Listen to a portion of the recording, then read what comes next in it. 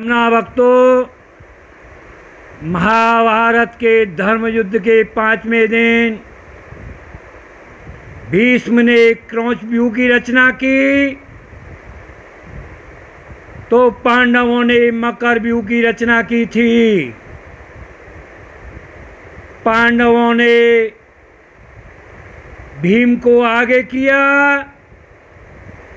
और उसके पीछे शिखंडी, धृष्टद्युम्न, सात्यकी और पिछली पंक्ति में नकुल सहदेव थे। शंख ध्वनि के बाद युद्ध शुरू हो गया। भीष्म जी ने पहली टंकार कर बाणों की वर्षा की और पांडवों को व्याकुल कर दिया। इसे देखकर अर्जुन ने भीष्म पर बाणों की वर्षा शुरू कर दी, जिसे देखकर दुर्योधन हतप्रभ हो गया और द्रोणाचार्य को बुरा भला कहने लगा। और दुर्योधन ने द्रोणाचार्य से कहा कि मैं कैसे भूल जाऊं कि आर्वत के श्रेष्ठ धर्मद्वारी के पद के लोभ में आपने उस निर्दोष भील बालक, अपने ही अनन्य भक्त एकलव्य का अंगूठा तक दान में मांग लिया था। उसका सर्वथा के लिए धनुष बाण से संबंध ही विच्छिन्न कर दिया था। इसके बाद द्रोण पूरे वेग से पांडवों पर टूट पड़े।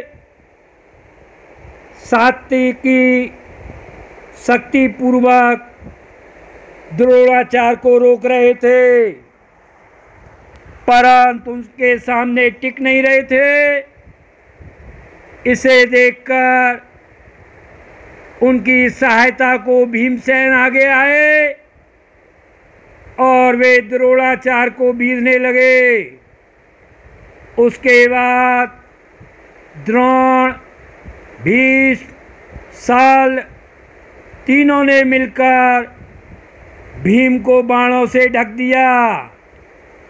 तभी द्रौपदी के 5 पुत्र भीम की सहायता करने के लिए आगे आए और अपने बाणों से वर्षा करने लगे। उधर दूसरी तरफ शिखंडी ने द्रोण और भीष्म पर बाणों की भारी वर्षा की। शिखंडी के आते ही भीष्म रणभूमि को छोड़कर बाहर हो गए। तभी द्रोण ने शिखंडी पर आक्रमण कर दिया।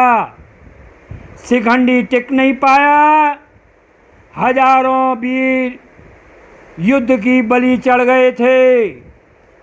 तीसरे प्रहर दुर्योधन ने सात्यकी के विरुद्ध भारी सेना भेज दी। सात्यकी के 10 पुत्रों पर भूरिश्रवा टूट पड़े और उसने सभी के बाण तोड़ डाले और इतने वेग से प्रहार करना शुरू किया कि सात्यकी के 10 पुत्र मारे गए। 10 पुत्रों के मारे जाने पर सात्यकी आपे से बाहर हो गया और क्रोधाग्नि होकर भूरिश्रवा पर टूट पड़ा और ढाल तलवार लेकर युद्ध में लड़ने लगा। इसे देखकर भीम तेजी से रथ लेकर उसके पास आए और सात्यकी को अपने रथ में बैठाकर युद्ध से बाहर ले गए। और अर्जुन ने द्रोण से कई गुना अधिक सैनिकों को हत किया। उसके बाद संध्या होते ही अर्जुन ने हजारों कौरवों के वीरों को ही हम लोग भेज दिया।